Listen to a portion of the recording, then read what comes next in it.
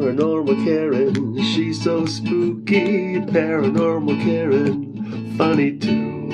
Paranormal Karen, she's so spooky. Oh, and did I mention she's funny too? Yeah, cha-cha-cha. Hey everybody, welcome to the podcast. It is March. Remember, in May you can come see me in Miami, Florida. I say this and then I don't give you the where. Email me if you're in Miami. We're doing the full show, the tarot show and the stand-up show, and I will see y'all in Waco, Texas, doing a clean show. They wanted a dry bar special people in Waco, Texas. But today, I'm so excited because two people are here. I'm interviewing my friend Waterbaby from Waterbaby Tarot, which is phenomenal, and my friend Brittany is here, who will probably be getting a cupping session as we speak. So, you know, that means anything could happen. Oh, yeah, definitely. And I really appreciate you doing the podcast with me. I've been really excited to do it. Oh, and actually, she's making that up, Brittany, because I have been hounding her and Lacey, and I was like following them around with a microphone, and they're like, we're just relaxing. And I was like, I don't know how to do that. Listen, you four are the podcast queens. What are you talking about? I know. It's like, is there a podcast in this? My friend Brian Kiley has a joke where he goes, I was 10 minutes into my therapy session when my therapist said, by the way, this is a podcast. So you'll hear a lot of things, but I have been waiting to talk to you, Waterbaby. So you have, just so people know, they can find your YouTube. Your YouTubes are great. Yes. So they can find you at Waterbaby Tarot. Right. So Waterbaby Tarot on YouTube, Patreon, Vimeo. It's all Waterbaby Tarot. What made just to make it easy. Is that what kind of made you build that name or that brand? Oh goodness. So the water baby part is probably what I get asked the most. I do have a lot of water in my chart. I'm a Sun Scorpio, Cancer rising, and I have a couple other scorpionic placements. But I've always just been such a water person. I just need water. I need to be in the water. I will sit in hot water for hours on end. You can't get me out. Wow. Oh, that's interesting. Yeah, it just helps me stay grounded. And I've noticed when I get overloaded with energy, I need to get in water to get back to a normal. Oh, I'm a bath person. Yeah. Bath and salt. Oh, yeah. But have you ever heard of this book? It's an old book and it's unbelievably right. And it's called Psychic Self-Defense. Oh, no, I haven't. It's by Dion Fortune, and she wrote it. I don't know if it was the early 1900s. The copyright is off on the book, so it has to be so many years. And it fits today like you wouldn't believe. And she talks about how with elementals, people can be very much one thing. In fact, she goes, I think someone that's too much water might be, have you ever heard of those people that just wander out into the ocean and just float away and die? Yeah. She's like, that's too much water. So we don't want you to do that. Oh, don't worry. I'm a very strong swimmer. Okay, great. So, and you do not just tarot, but you do tarot, energetic astrology all together. Yeah, I do. Especially now that I've changed a lot of my content to more energy shifts. So every time we have a planet that's transiting anything, I like to do a reading because I can always feel it, and I always feel that holds a lot of messages for people. Wow. So now, is this a family lineage thing, or are you sort of an apparition from your parents? When it comes to astrology, that's definitely a water baby thing. But my family does have abilities. I think I've just been the only one who's owned it and ran with it. Wow. Yeah. But you really, I was watching one of yours where you were in the car and you were like, yeah, I'm just going home because that's how it's going. It was, it was so, not just so in tune, but so, it's kind of, I love how you live, that it's not that we don't live. Of course, we want to live what we feel, but you're so in that flow of what you're doing that that was my decision today. Yeah. Go shut it down. Yeah. So when you do, say you're getting up to do a reading, do you look at the astrology? Do you go with your feeling first? How does that unfold? Usually, I actually look to see when the transits are happening, and I write down the dates, and then I'll when I plan out my month, it's always the week before, and I literally plan out my entire month at a time. I'll write down the date that feels right to do that energy shift reading. And then when the day comes, I'll decide if I actually do it on that day or not. And if anything surprising kind of happens in between, then I'll definitely sit down and be like, I need to talk about what has just happened. Oh, yeah. Yeah, because this one was like, I remember you were like, I put it up today, and I was like, wow. Yeah. So what was the first thing where you realized that this was different or this was your thing? Oh. I'm sorry. I always like to hear where people came. Like, I was always like this, or my parents said it was too emotional. Or Okay, yeah, I was like, oh, there's so much in that one answer. We got plenty of time. So my first memories were of very spiritual experiences. Really? Yeah. When you were little? Yeah. Actually, okay, well, we'll even go like before that. So when I was still in my mom's womb, See, now wait, stop right there. That amazes me. But people really remember. You really remember what that was like. I have one memory of it, but my mom also had an experience. Oh. Where she woke up out of bed in the middle of the night and she saw me like floating, like just looking at her. And she's like, that's my daughter. Like she just knew. Wow. Yeah. And that sounds, I think pregnant women have that a lot because, right? It's because it's so connected. Oh yeah, definitely. This is a little off the thing, but I always feel like people have, like if I see you and you have two children around you, I see them floating around you. Yeah. And then it's like if that time comes and you're going to have that child, you have that one. But people get very hung up on that. They're like, was I supposed to have a child? And I did. It's like, I can't tell you everything. I don't know. Yeah. You know what I mean? Like, no, it's happened how it's supposed to happen. Yeah, exactly. So do you remember that experience looking at her? I don't remember that experience, but when she first told me about it, I could see it. Like I was getting like flashes of it as she was talking about it. Yeah, and my mom also has abilities, and that does run in my family. And so if my mom, for her, it's been hard through the course of her life because she had, like most of us who have gifts, like a very traumatic childhood. And she also grew up in a very Catholic household. And then when she was in her early 20s, she converted to Christianity. Oh. Yeah, but it's interesting because when I came into the picture, she didn't raise me with religion. So she just kind of like wanted to see how like that would transpire. And so when I was a kid, the first thing I got into was astrology after having many experiences that were very spiritual or with spirits. One of my first memories is actually astraling and seeing my third eye. I was sitting with my grandmother and I had to be like 3 probably.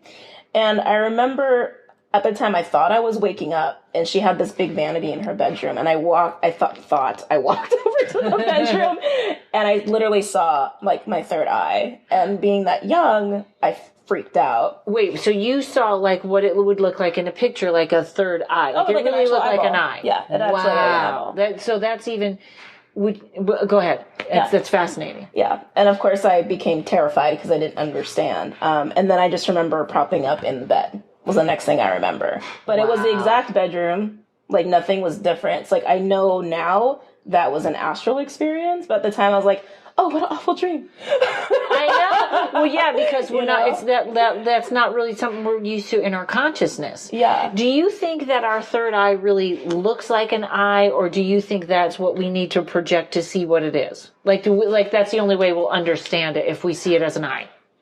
The latter. Okay. The latter. So it could be something gooey, but we don't want to look at something gooey. Gooey, and to be honest, like maybe even, I almost want to say like a small portal. Right. And I feel like there is sacred geometry associated with that, specifically around triangles. Wow. Oh, really? That's funny. I was just talking about triangles today. Love it. Oh, you got sacred. Brittany's got it all over her. Yes, that's some circles. Well, I always feel like in tarot, I always feel like that's the lover's card, is this triangle of perfect love, which is the conscious mind, him, looking at the subconscious mind, her, and she's looking at the angel. And that is that perfect love. Interestingly enough, and I know I'm way out now. You may be like, Karen, this isn't even my topic. I wonder what the symbolism of a cyclops is. Would it be someone that only sees with their third eye, or is that a myth? Interesting. Or is it because I think all these things are real somewhere, right? I feel like that would actually lean more towards like never being diverged in the first place. Oh, Like okay. a unity consciousness, and just the fact that Cyclops traditionally are like, they are giants, right? Which to me is planetary guardians. Oh, wow. All Yeah. right, so they don't need to see. Okay, so wait a minute, because I lost my place because that got so fascinating when we were on the third eye. Oh, no, that's okay. I astro projected once. And I remember it was when I wanted to be happy. One day I was so unhappy, and I was like, I just made the decision I'm going to fake it or whatever. And my first answer was to meditate for an hour every day. And I did it, and I read this book, and it was very ritual. It was very this. But that's when I think everything really tuned in. And this was way before I did tarot. And I woke up and I feel my head banging. And but it doesn't hurt. Yeah. But it's banging against something, and then I look and I'm in movement, and I look down and I'm looking at my notebook, which is open. It has my jokes on it. And I was like, how am I looking down? And I realized I'm floating looking down at the desk. And then I looked at my body and I went, oh, I'm dead. And I flew into my body so fast. Yeah. So that was probably that same thing. You were walking around looking at mirrors. Exactly. Yeah. Wow. When you differentiate Catholic with Christian, people do that. Is that just an easier way to think of it, or is it really a different definition? You asked that because my mom didn't raise me with religion, and so as I got older, this is actually answering the other part of the question that you had asked me. So I got into astrology, and then my mom was fine with that. Like, okay, you're just studying something, whatever. But then I started looking into magic, and then she's like, I'm going to hell because I'm such a terrible mother. And so then I was like, well, I don't understand. Why is this so upsetting? And then we did get into that discussion. So she's reiterated to me over and over and over through the years. The difference is the belief in the saints. Oh, okay. Just Christ. Oh, okay, great. Yeah, that's what I like to. I like to ask 4 questions, not let you answer any, and then expect you to go back and know what I'm talking about. So, that's interesting. Okay, I have to tell a friend, because I have a friend that gets very upset when someone says he's Catholic, and this other girl says, but you're not a Christian, and he's like, I believe in Jesus, which is a weird segue, but I'm good with Jesus. I think. I always think Jesus is like a rabbi. It was it was a big story, but I think he's good energy. Yeah. Yeah. Okay, so you start doing magic, and then your mom is like, oh my God, this was like the after school special where they said if you don't get your kids baptized, there's going to be magic happening. Yeah. So she makes you go to church. Actually, she didn't. She would just berate me saying that she was going to go to hell. That she was going to go to hell. Yeah, and so I could never talk about it after that. But then it was kind of interesting because then the spirit started really emphasizing a lot with my mother, trying to get her to pay attention. And I won't lie, I got a little comedic relief out of watching this happen, because they would intentionally mess with her. Okay, the undeniable. Wow. First of all, I'm in great admiration of her passive aggressive. I'm going to hell. It's your fault. Yeah. That's genuine. That's really good. I've never heard it done that way. And I was like, I don't believe in hell. So. Well, now I want to have kids. Now that I know how to do that. So what do you see? Do you still see stuff, or was that when you were little? I saw a lot when I was young, and then I got into that period where I started to rebel against my abilities to try to fit that norm and feel normal, and I did air quotes, normal, and all of that. So then I did shut them down for a while, and then when I hit puberty, and I know that there's that phenomenon, right? It's when your hormones change in a drastic way, a lot of PK manifestation stuff can happen, and that started to happen. And I was like, okay, well, stuff's falling off my shelves, my TV's Wow, you had the whole poltergeist thing, huh? Yeah. And again, it's so fascinating how it's my mother would still be in denial, right? My dad's not saying anything this entire time. And both my parents have abilities. So my dad's just letting all of this just transpire as it is. And then my mom is keeps telling me, no, it's nothing. And then when it started happening to her, they went so extreme. It was amazing to me. the most prominent memory, and this was all in like the span of like a few months before she was like, okay, fine, like I can't not deny it anymore. And I'm going to hold you right there for 1 second, just for fans that I think people that listen, PK is people think a poltergeist is a outside spirit, but it's actually a young person going through puberty where the psychic energy is just bouncing off them and knocking things over. Right. And when you go into menopause, it's the reverse. A spirit puts things away. No, I'm just kidding. It's like, no, in menopause it cleans up. Little towels are folded and stuff. No. I know. Okay, so go ahead. So they started aggravating her. So you're throwing stuff around the room, and her spirits start doing what? Yeah, and then at the same time, we also had like spirits in the house, like they were attached to the house. So we had a lot of stuff going on. Wow. So the first thing they started to do, we had this one door. It was actually really oddly placed now that I think about it. It was under the stairs, but it led to the outside. So it was like the stairs that went up to the second floor. It just was underneath and led to the backyard. And we always kept it locked because we felt like it was energetically, like, okay, again, an example of we have a village, we don't talk about it, that it's energetically weird, so we just don't do anything with it. So it was always locked the entire time we lived there. And then every morning my mom would come down the stairs and notice that it was unlocked. Oh. Like every morning. And then she'd ask us, like, no, why would we touch it? We don't touch the door, da da da. And so then she stopped talking about it, and then another thing would happen. And that's how we had all these simultaneous events back to back to back. So then they started messing with her alarm clock. This was pretty incredible, I have to say. So she had one of those like iPod docking alarm clocks. And by the way, we forget you're so young because I'm thinking we didn't even have the internet in our house. My mom had an iPod. I'm like, oh my God. Okay. And that's the thing. She wouldn't use it actually. So it's like the funny thing, right? And one night she like put her head down to sleep. My mom slept at random hours because she had a really intense job. So like whenever she got sleep is when she just like got it in. After 5 minutes of her head being on the pillow, static would come on the alarm clock. Like no matter what time she got up there, no matter what day it was, no matter like what she did to mess with it, it was just very consistent. And then she finally started to tell me about it. I was like, It's like, well, you know what that is. Like, you don't need me to tell you that. And then she was thinking, no, it's demons. It's demons. Like, we shouldn't encourage it. I'm like, yeah, I don't think so. And I started sleeping with her up there to make her more comfortable. And so I was witnessing this happening. And were you seeing something or energy, or you just felt it? I just felt it. I just felt it was like, hey, pay attention. Like, we are here. Like, stop ignoring us. Like, you need to acknowledge us. And then right after that, right when this was happening, my aunt died. My dad's sister in New York. So we had to, fly out there for the funeral, and we walk into the hotel room and we're putting our stuff down. I'm like, oh, wouldn't it be so funny if that happened? She's like, don't say that. Like, you can't encourage that stuff. And then the alarm clock went on static in the hotel. And we just stared at each other, and I was like, I really didn't mean to I didn't mean to, but, that was probably the most intense for my mom as far as the experiences went. Other times they would lock doors behind her, things like that. Or like she had a stuffed toy for when she had meningitis. Wait, let's go back to the doors for a second, though, and then the toy and meningitis. So much going on here. Oh, sorry. No. This is great. So she would walk in a room and they'd lock her in. Yeah. Wow. Yeah. But the way the locks were, she could just unlock herself out. Like, so it wasn't like she was trapped and so needed she help, wasn't but banging on the door.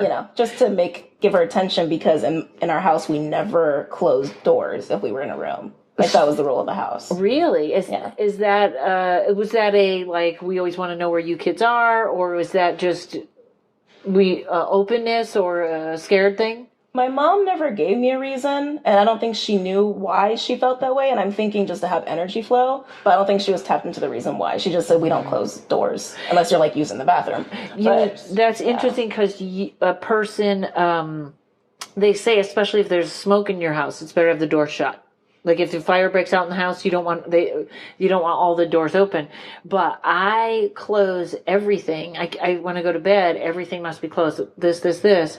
And I always, if I ever write a book, I'll write it in, which as a ghost hunter, you want to know, did I open that, or did something open that in the middle of the night? Oh, so yeah. I'm used to, she must be the opposite, like everything open. Yeah. And, so everything had to be open, but doors were locked behind her, not scary. I'm very, very focused. We're going to come do this after the break, but I want to hear about the meningitis. See the way I'm just throwing this all around?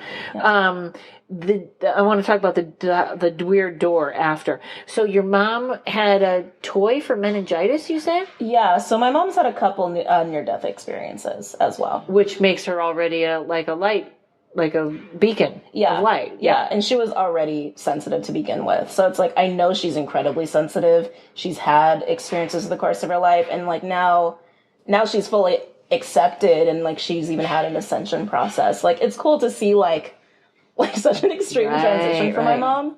But yeah, so the meningitis thing. She was in college when she contracted meningitis, and she was in a coma for a while. And so like, she was always like she was the youngest out of her siblings. So one of her older siblings was like married already, and I think like 10 years ahead. And her husband like got a little like toy for her while she was in the coma. And ever since then, she just like kind of kept it. That's great. It probably kept her grounded to her body. Yeah. That's funny. Sonia, animal communicator, had meningitis, and she worries about it a lot. She got West Nile from a. Oh God! I know, from a mosquito in Florida. Florida's terrible. We were talking. And by the way, come see me in Miami May 15th. Since we're talking about it, I'll say more horrible things. We'll be right back, folks. We all live busy lives. In fact, when I'm not podcasting, ghost hunting, performing stand-up comedy, or reading tarot for my clients, I'm trying to catch my breath and de-stress. All that on the go can really play havoc with your sleep and impact your health. That's why I'm so crazy about the relaxing benefits of CBD oil. But I care about what I put into my body, so I only look for the best. And that's how I found Zion Medicinals. The company was founded by Brian Caruso, who sought a natural pharmacy-grade solution for his wife's pain and insomnia. Zion Medicinals sources high-quality, healthcare-grade, premium hemp oil direct from an organic farm in Colorado, so you consistently get the best product every single time. The oils are full spectrum too, not CBD isolate, which means that every bottle contains all of the plant's naturally occurring compounds, including cannabinoids, flavonoids, and oils for a superior product. Every bottle is third-party tested to ensure it's pure and potent too. To get your Zen with Zion, check them out online at zionmedicinals.com. Tell them I sent you and use coupon code Karen20 for 20% off your first order. That's capital K, small AREN 20. Tell them Karen sent you. Okay, so I'm literally holding up my fingers. This is how I go to the grocery store, too. I can't remember the things, but I remember 4, and that means you need 4 things. Think about it. So I have holding up my fingers with Waterbaby here. But we were talking about smoke alarm, and this is the weirdest thing, because I'm putting together a tarot class. And people like that read tarot know. You do a lot of readings, you get exhausted. Like, it's a different kind of tired. Yeah. And so as I'm putting together my class, I'm not realizing I'm getting tired, more and more tired. It's long. It's getting very intense. And I realize it's the same reason, because you're still having a communication with your subconscious. You know what I mean? It's something like that. Yeah. So as I finally am getting somewhere with it, I do everything in my apartment, so I'm always very aware that I try to cleanse it all the time, and sometimes I don't, and it gets a little hairy. In the middle, 3 separate smoke alarm batteries go out in less than 10 minutes. Wow. The first one goes, and I have to call the guy, and it's a Sunday, so I got to call the emergency number, figure out how to get it out. And here's the other thing. They go off after the battery, because there's a few beeps that's stored. And he goes, is it off? And I go, I think so. But what's that? It's the second one in the hallway. And then that one's different. He had to talk to me about how to integrate 3. And I know that there's maybe, yes, they put all 3 batteries in at the same time. But that's pretty freaky. And I was like, all right, someone is telling me to take a rest. Yeah. Okay, so now I'm going to put down one finger. Okay, so did you grow up in California? Yeah. Okay, so the door under the stairs that goes outside. Yeah. Was your house, there were other parts to it, it was rebuilt, that's add-ons. There were a lot of add-ons. That was part of the add-on. Okay, yeah. So that may have originally, that's weird, a door under the stairs, because you would think, what's that about? And in California, where we don't really have cellars, yeah, where they're very rare, you wonder what that house was used for. Did you ever see any ghosts around the house that were in stress or? Not necessarily. Well, okay. Actually, it's interesting to say that. So the couple of spirits I've seen in that house, I know were more connected to possibly like agriculture, which would make sense for the valley. There was one thing I saw when we first moved in that later I found was confirmation from stuff on my dad's side, like bad stuff, like bad juju, where we still didn't have all the furniture in yet because we just moved in. So I was sleeping on like a little like couch that the previous owners had left. And I was fine sleeping. Something woke me up and I looked and there was a shadow figure like sitting at the end of the couch. And I could see like the scraggliness of the hair and like just like that like oppressed demeanor. And I got so scared and freaked out. I was like, Mom, oh my God, wake up. Yeah, so I know for the most part, I really feel like it's related to agriculture. So maybe it was, a farm at some point. Could possibly even have like, workers who like lived on the property. Mostly men. I've only experienced like male energies in that house. Wow. Yeah, like no female energies at all whatsoever. Did, so your mom had a couple of near-death experiences. Now that's pretty fascinating in itself because most people only have one, I think. Yeah. Have you ever had one? No. There were times where I thought I was going to die, but no, it was not a near-death experience. Right. Yeah, sure. Yeah, like there is a difference. Yeah, it's interesting. If somebody's having a couple, I feel like they must have a very purposeful life or something. Yeah. So my mom has done a lot. My mom has accomplished a lot for her background and like the environment she grew up in. Like, so when I think back to like what she experienced as a child, it's like, it's amazing some of the knowledge she just innately knew. And I was talking to Jessa about this with like scarcity mentality. So both of my parents grew up destitute. And with my mom, she was the youngest of 5. And so she grew up in that environment, but she never had that scarcity mentality, which like boggled my mind. Like ever since I was a kid, she didn't look at prices of anything. It's like she never like hoarded money. She's like, and it was always like it's not that you can't have anything. You can have whatever you want. You just know that. Right. Wow. Yeah. And I'm like, well, how would she like have that just innately? Right. So my mom has been a really big beacon for me, like through the course of my life, has like really guided me. Like, well, you're sending her to hell for crying out loud.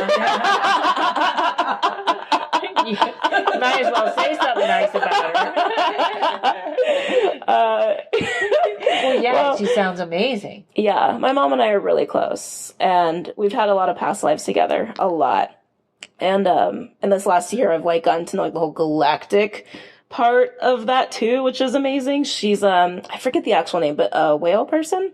A whale person? Yeah, I forget the name of this type. I can't pronounce all of these. Like, okay, I don't know what this is. Now I gotta look this up. It's like they're the whale dolphin people. They're also like classified with the mermaid people. Oh, and which is why you're water. Yeah, I think that's definitely a big part of it. So this is weird, but you'll enjoy that book, Psychic Self-Defense. I listen to it on audio. I don't read anything. I listen to it. Do you think that someone in your family mated with an elemental?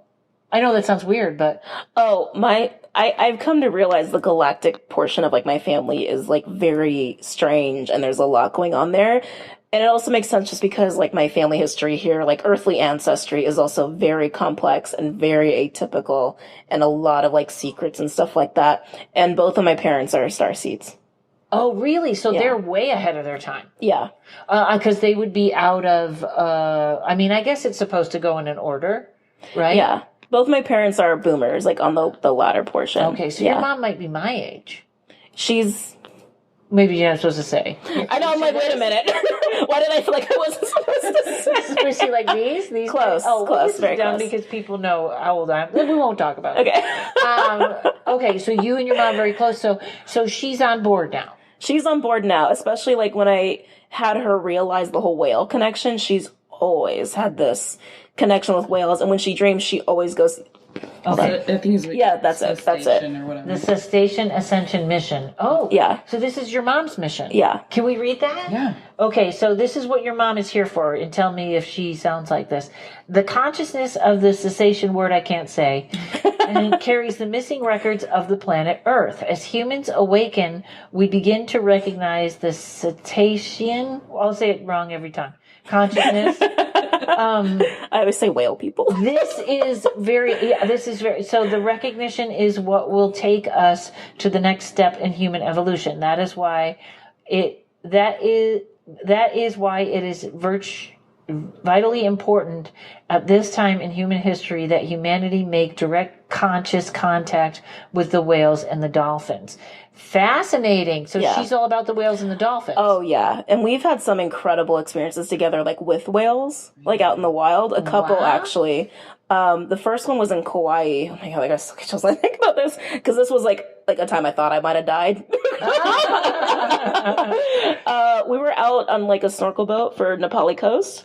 And for those who've never been to Kauai, the waters are incredibly rough. Don't swim if you're not like a swimmer. And I could tell even for Kauai, I was like, oh no, this is like rough. I'm like, we're like on a tiny boat. This is not like a boat. This is like, there's rafting around the boat. Like this is not like a full-fledged boat. And we're like, the waves are getting bigger. Now we're barely starting to make these waves. And like, we look at the crew and they're like white knuckling it. And I'm like, oh no, I'm like, this is not cool. And like, just as like everyone's about to like really panic, they're like, okay, we're going to turn around. Like we got to cancel the tour for the day. And then someone yells out whale. And we look and it's so close. This giant whale is breaching so much so, like the wake of it is like moving the boat. And the water's like right there because we're not on an elevated boat. It's a flat boat. And I'm just, my first thought was like, oh my God, are we going to get flipped over? Like, that was my first thought. And then the calf came after breaching. It's like now we're just watching like whales breaching and like playing. And yeah, that was incredible. Yeah. And does she have like I think for the worst analogy, you know how people have little dishcloths that have ducks on them? Does she have little whale dishcloths? Remember the goose were in? She has whales everywhere. Oh, wow. Yeah. And she really wants a whale tattoo. And it's always been her thing. And then when she started telling about these dreams she's always had, and it's like, that's the thing with my mom that I love. It's like all this information she just keeps to herself. And then I'm like, oh, that would have been awesome to know. By the way, I talked to whales. Are you staying for dinner? Yeah. That's basically what she was saying. She's like, yeah, I've had this recurring dream ever since I was a kid. I go to the same beach and I'm just surrounded by all these orcas and we just like hang out and like talk. Wow. Is she a big environmental person? She is and she isn't. Like that is like within her, but she hasn't like sat down to do the education part. But I'm big on environmentalism. So like when I got into it, I would just tell her and she'd be like horrified with what I would tell her. And then she started changing her habits and things like that. She's always been akin to the ocean. Always. Like she needs to like be at the beach. Like she's like, I cannot live away from the ocean. I need to be at the beach as much as possible. Interesting. So, that's funny because I was always, and this, I don't mean this in a bad way, but I'm always with the trend. Like I hear if you're supposed to be, not using straws, I use, I find out what you're supposed to use and I use it. You know what I mean? Like I'm always, but this last year, it was like instinctively like, you need to find the not plastic bags. What would you use? And then it pops up on Instagram.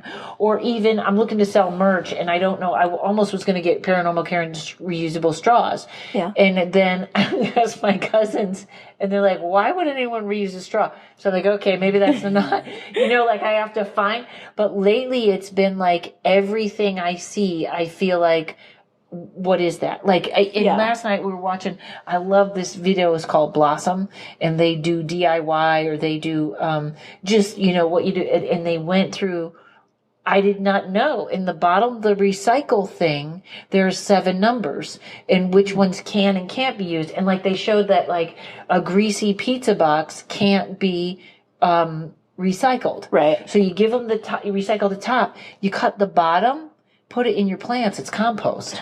Oh, I didn't know that. Like that's interesting. They did all these little things of the stuff that you can't, how to use this stuff that can't be recycled. I got to watch it again and maybe I'll tell it on the air. Oh, yeah. But, so your mother, but if it came to like, if they were like, we need somebody to brush off the whales, she would be there. Oh, yeah. Like, where they put, what do they put on them? Dawn detergent? penguins or whatever. Yeah. Yeah. Yes, exactly. Yeah. Wow. Yeah. Okay, Yeah. so she is with you on everything. Do you ever do readings for her? No. And so that's the thing. It's like she still has a little bit of the stuff from her childhood of like the whole like religion structure within her. It's like I've never done a reading for her. But she still thinks she's part of a whale, but she still is the Christian part of a whale? Yeah, she's working on it. She's working on it. She's God's whale. Yeah, she's working on it. But it's interesting because she'll get downloads and I have to tell her to download to get her to be more tuned in. Like one morning she called me and she's like, I had this horrible dream. And I'm like, yes, a dream. And I was like, yeah, what happened? She's like, I was on that beach and all the whales were beached. Oh. And I was like, oh, that feels very significant and weird. And like, it didn't make me feel bad, even though it's like whales are beaching themselves. Yeah, it's information. So I actually just like went to Google for this. And apparently that's actually a prophesized thing to like be happening as a symbol of like the next wave of like star seeds, like specifically for that species to come in. Okay, so we'll see that with a bunch of beached whales and know what, and it didn't happen yet, did it? I've noticed it started to happen. Like I've been seeing more reports of like just random beachings of like dolphin species and whale species. You know, and I'm not an alarmist, and this is going to come out in March, so it's way past, but I watch a lot of the astrologies, and one of the ladies I like was very worried. Today is February the 10th, 9th. She kept saying the planets are very aligned like they were at 9/11 right now. Mm-hmm. And that something's got to give, which makes sense to me. But hopefully everyone's at home is going, no, Karen was wrong, you know, whatever, good. But I feel like something has to give. And maybe like those whales, like they came to do that so that we'd know, right? That and also to be incarnated into human form to do their mission. Oh, okay. That's why they're beaching themselves. Like it's time for them to come in like mass numbers. Oh, so they'll reincarnate as humans. Yeah. Oh, okay. Wow, that's good. Then hold off on the dawn, which is almost rare. Well, and it's like they've noticed they've been doing this intentionally beaching themselves. One news story I read recently, and this was happening in Hawaii. It's, by the way, everyone should watch the news in Hawaii. What? Is that a channel, or you mean just of the state, of the state of Hawaii? Because it's like they don't watch any news on from the mainland. It's amazing. Like when you go there, no one knows about any like of this crazy shit that happens, and it's like it's protected. It's a bubble, and everything that goes on there, I feel like are such big omens for like what's going on in the grand scheme of things. Wow. And I visit my parents often, so I get exposed to Hawaii news. They live in Hawaii now. Yeah. Okay. Yeah. So like one big thing, they've been having a ton of helicopter crashes for like the last like year, like a ton, and it's like this feels weird. And even my mom's like, there's something not right with this. Like, I know there's something not right with this. And it's tragic. Don't get me wrong. It's tragic. And then like the Kobe thing happened. Right. Yeah. Yeah. And I'm not alarmist, but I feel like when 9/11 happened, it was like it happened to us. And now we can separate a little and go, you know, because like I'm sure we're not afraid. Nobody's afraid of death here. No. We don't want to die early. We don't want it to be awful, but we're not really afraid of the process. Right. At least I say that. We'll never know on my deathbed if I'm cleaning like a crazy person. But it feels like, it feels like something's coming. Yeah. And or came, since we're already in the future doing this podcast. Well, and like you were saying, the fear, right? I feel like people who will be feeding into that are the people who will be affected by it. Right. Like when coronavirus came out, I'm like, it's technically a cold virus. It's killed, the flu kills more people. Yeah. So far. We'll see. It could be March and we'll all be, you know, but it's very, I look at it very technically, like this is just part of the Earth's growth. So, what do you make of the helicopter crashes? What do you think that symbolizes? Well, yeah, it's funny. I was talking to somebody about this last night at the party because he actually asked me, he's like, what do you think about the Kobe Bryant crash? And I was like, oh, this is going to an interesting place. Because I feel like at the time, I felt like this was a glitch. Like this was actually not supposed to happen. It was manipulated in some way. So it's like, I think that there might be parasites at the front of that. But at the same time, there's so much going on with the magnetic field of the Earth right now. So much, especially in the last year, that I feel like that could be a factor. So I don't know if it's just the parasites are taking advantage of like the wiki wackiness of the magnetic field. Because the fact that it's happening in Hawaii, like almost like a pattern. Like I could almost. But he didn't die in Hawaii, did he? No, but it's like that's what I mean. Like in Hawaii, like stuff happens where it's just like it just is like a sign of what's going on in the grand scheme of things, right? Like these crashes shouldn't be happening. And it's, maybe no one noticed and they were like, well, now we're going to take down somebody big. So you do notice. Yeah. Yeah. I wonder if that's a symbol of something bigger. Because I always think in air, fire, water kind of thing. Yeah. So I wonder, that's interesting, what's coming down. Yeah. Wow. Yeah.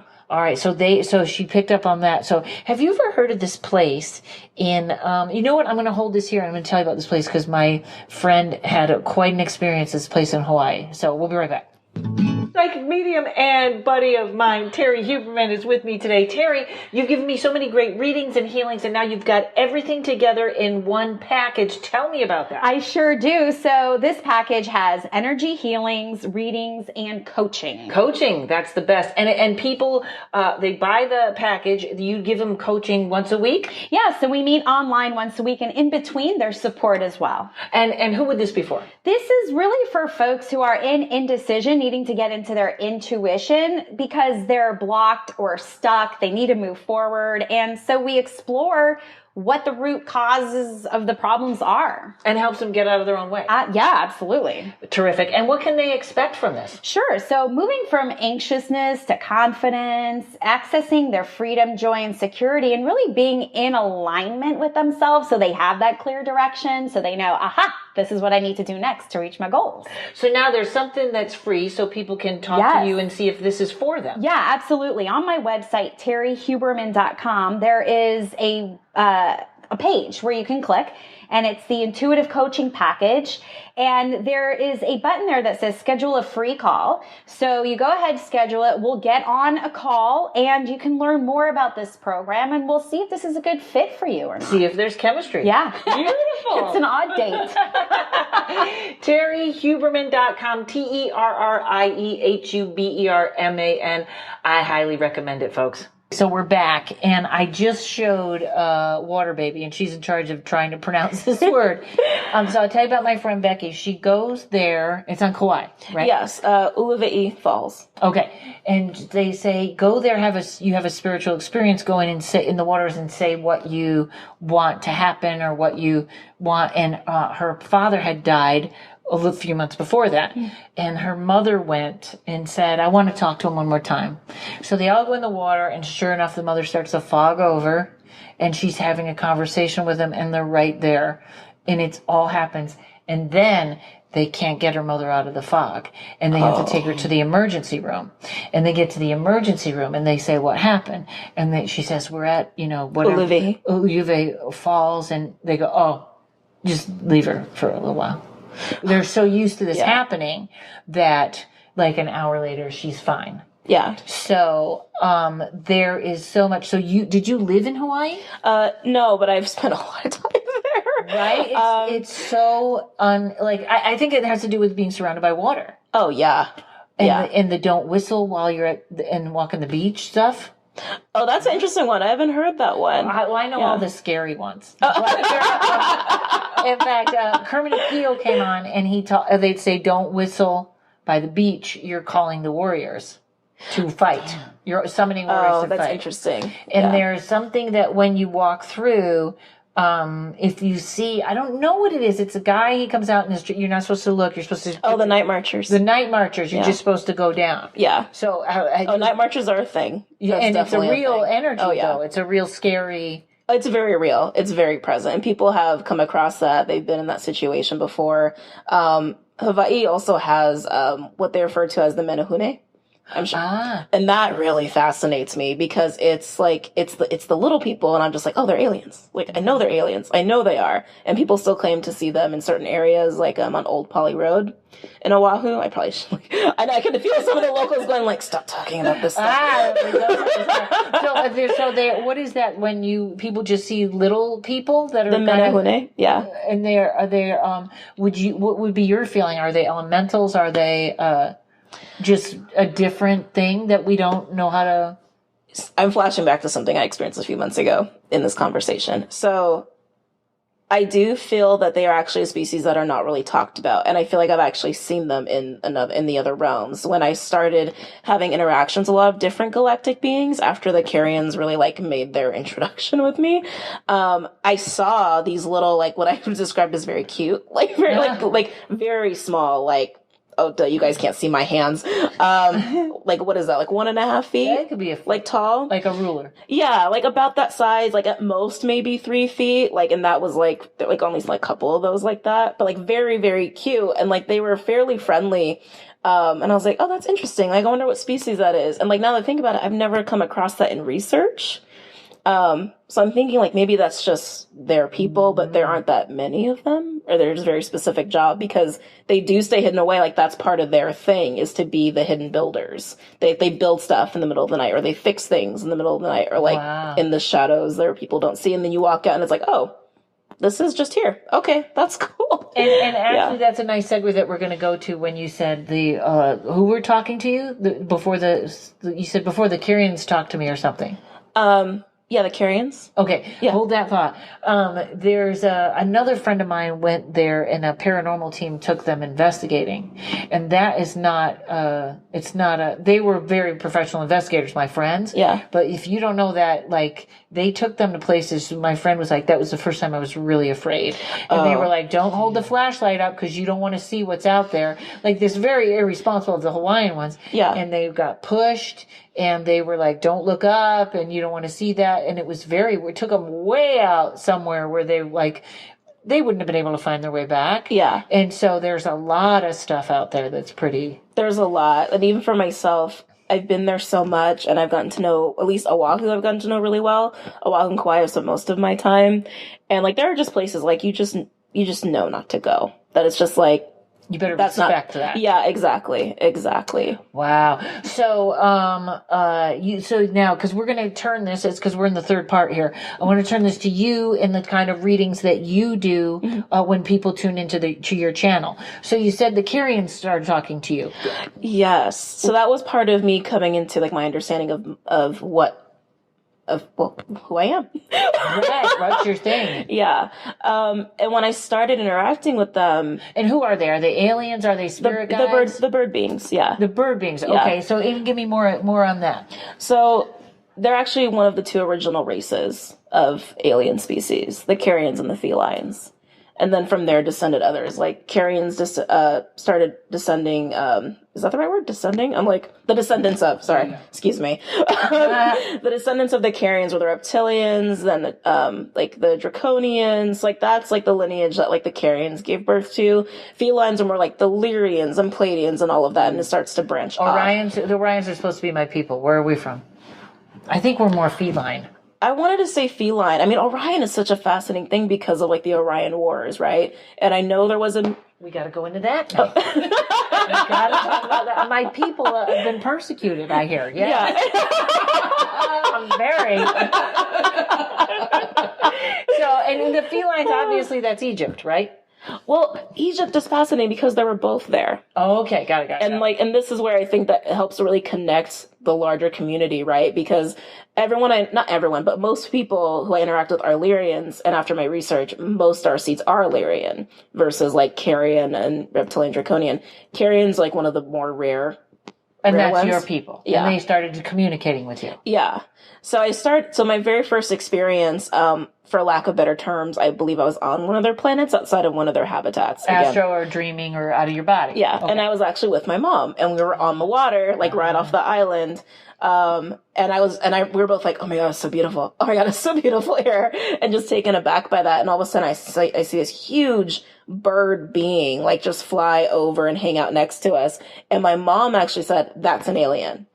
And I was like, are you sure? It doesn't look like a Mothman, right? Mothman's different. Okay. To me, it didn't look like a Mothman. I'm actually trying to redraw a lot of what I've been seeing in these experiences because I feel like it's really important to get the accurate depiction. And everything I've seen as far as like imagery, and again, it like doesn't mean that it's not wrong. It just means we can add more information right out there. Does not replicate anything I've seen as far as like carrion beings, but it's probably just more information that could be added, right? Sure. because like I've seen like the blue avians is like another different like branch off of that. Like that's a really popular one amongst the bird people. But the ones I've seen have been like purple and pink, and the beaks are very large. The eyes are very small. Like I can see it. Like I can see like all the details in my head. And then after that, I started going to these little centers where they were like the different generations of these species. So I could see the ones that were like pure carrion versus like humanoid carrion, where there was like some DNA splicing stuff going on, where they had the bird-like features, but it was a human face. So it's like a larger nose, smaller eyes, light eyes. And they had on the front, like where their third eye is, they had what I would be considered to like cartilage, but it looked like the same color as their hair. Like for the ones that are more like humanoid looking. Yeah, so it's been interesting. So I had all of that going on and like trying to like marinate on that of, okay. And did they tell you your purpose or just who you were or the earth is changing but they give you all that information as time goes on, right? Yeah. Like, and it comes from me, it comes like a download. Like it's slowly being like encoded into me, and like I'm getting more of that information. Like almost like as I'm upgrading, right? I'm getting more access to that. Right, okay. And then I had the Sedona trip in December. Which was not that long ago, Yeah. And that's where I saw my 11D higher self. And I was like, oh, I'm an eagle, like, phoenix thing. I was like, that's kind of interesting and cool. And I started to meditate on that and what that meant. And with what that meant, it's funny because I haven't fully, like, settled with it until this trip. Until last night, actually. Wow. On what that means. So the eagle-like carrions are the highest ranking carrions. Oh. They're considered the royals. And I realized, well, I knew, I just had to accept that I am Ra. It still feels weird to say that. Oh, I know. But that's and you know, this is so stupid. Let me see. Ra as in RA, right? Oh, whoa. Wow. That's really cool. That's a great, Ra is a great word in crossword puzzles. All the time. It comes up all the time. The sun god, right? Yeah. Because it fits right in there. But I do fascinate all this. My friend tells me I'm a captain in the Orion Army. I don't know what that means, but I'm glad I'm important. Yeah. So that's fascinating. So do you feel like you have a purpose here, or you're doing, just being you is what has to happen to make things change?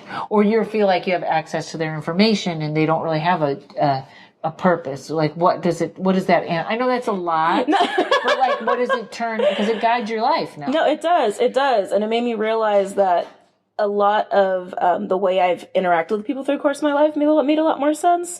Like people do gravitate towards me, and they often put me in leadership roles. Even though I don't say much, I'll be honest, I'm very introverted. They instinctively know that you have the information to lead to the right place. Yeah. So I think a big part of my purpose in the community is just like helping more people get together to just start getting to like their units of people to start building and creating and doing what they're supposed to do. So it's like kind of managerial in a way. I know. No, I know what it is. Yeah. And nobody is in there. I don't feel like there's levels. Nobody feels like there's levels. Right. So what's happening is just, we're grouping. Yeah, exactly. And that's fantastic. That's amazing. That's a whole nother conversation. Yeah. Okay. So now let's send people to your Patreon and your YouTube and tell them what they expect, what's going on. I also just looked, I'm going to miss the show tonight if I don't cut this off. I was like, oh my God, wait, I have to eat and go to a show. What's going on? And meanwhile, I'm on a planet with bird people. Yeah. And so when people go to your YouTube, yes, which is a great place to start, and then they'll go to your Patreon. So you do tell everybody what you do and how they can perceive it or use it. So you can find me on YouTube, Patreon, Vimeo. It's all Waterbaby Tarot. On YouTube, I do energy shift readings where I basically tell you what I do feel from the energy shift, and then I'll pull tarot cards to see what any like big messages come out for the collective. They are collective readings. Sometimes I get messages for individuals if it comes. I also do full moon, new moon live chats where I talk about what to expect with the astrology parts. And you break it down. Like if you're in Leo, this is probably going to feel like this. Yeah, exactly. I basically give you information of like, here's where to look to in your life of like what aspects you look at for yourself of how it's going to affect you. What else do I do on YouTube? And of course, with YouTube, I do channeled messages as well that come through, that need to come through. And the energy shift, though, that's kind of important. Like, everybody, I think, felt like January, like something was going on. Oh, God, January was... Right? The never-ending time warp. Yeah. Yeah, and now we're actually taping this in February. And February, to me, is, I'm on alert. I feel like I'm on alert. Yeah. And then, so what do you have a grand vision for 2020, or you just take it little at a time? Oh, little at a time. I think little at a time is a good advice for a lot of people right now. Yeah. The pieces will come as they need to, as you keep, doing what you got to do for yourself. Like, as long as you don't stay stuck in anything and in denial about anything, and you just make little baby steps, like, you're going to be fine. You are going to make your way out of, like, the craziness and into a place of stability. And I feel like 2020 is just that. It's the working on innovation to get stability. So I know a lot of people coming into 2020 were like, love, love, love. Damn it, love. And it's like, love is great. And it will happen for, some of the 8 billion people here, of course, just statistically speaking. But it's definitely more about, like, what we need to create. Yeah. What we need to get done, what we need to get integrated, settled up, to get to where it is we need to be and be happy. And I've never talked a lot about twin soul stuff on this podcast, and because usually we take broader topics, or we I don't know. Brittany has given us a frown. Like, don't go there. But I have noticed enormous amount of people in readings that have just met someone that has blown their head off. Like, it's just, or I know people that were actually very happy where they, in the relationship they were, and they were like, and then this other person came along. And it seems like a lot right now. Like, there's some sort of coming together. So that's not my imagination. Oh no, that's definitely a part of it. And I feel like that's, like you just said, it's like all of a sudden, like, we're meeting these people and it's like, oh my God, who is this? They just get it. Oh my God, we're just vibing. They want the same thing. And that's part of getting to more of, like, your core niche tribe within the tribe. Now, right? But do you always see twin souls as bad or half and half? I never see it as bad. I just see a lot of misinterpretation that I think has definitely gotten people in, like, really bad places energetically. Because they think it's going to be perfect right away, right? Yeah, they think it's going to be perfect. They think it's a fairy tale romance, and they also think it's one person, and it's not. And expand on that. So it's an energy. It's a frequency. Like, I like calling it frequency personally. And basically, it's like you do have that first encounter. And I think the term twin flame is actually very misleading. Like, people think that's my twin flame. I feel like twin flame is actually just a phase, a process, where you do meet someone who is that quote unquote mirror to trigger the hell out of you, to get you to your... Brittany is making go. Sorry. No, that's okay. She's making very funny. Accurate noises. Yeah, she's been through it. Yes, and that process helps get you ready to be a complement, to be a counterpart necessarily, and to do that within yourself first, with your own energies, right? And and everyone's experience is different. Some people will have, like, a 1.0 situation and keep that, right? I don't feel like most do, but that's not my place. At 1.0, you mean like it just sort of happens and we stay together and it's fine? Okay. Sorry. Drinking water. Yes, but I do feel that people can get really off track because of free will, right? So, for example, just using me as an example, with my 1.0 situation, like, very on the verge of doing what he needed to do for himself to do that kind of work, to be on his path, to follow his blueprint. And he jumped ship. He rejected it. So when that happens, there tends to be a recoding process. So in other words, he didn't woke when he was supposed to woke. He was awake. He just was resisting a lot of it. And like you would have said, your mom resisted. Yeah, my mom resisted for sure. He resisted in a very aggressive way. Okay. All right, got it. Yeah. And when that happens, you have people who, like I said, are working on the same mission, like the same units, right? I'm calling them, like, units and stations. So you have more than one person in this collective because they're collectives within the larger collective. So people who have this, I call them the blueprint frequency or counterpart frequency for you.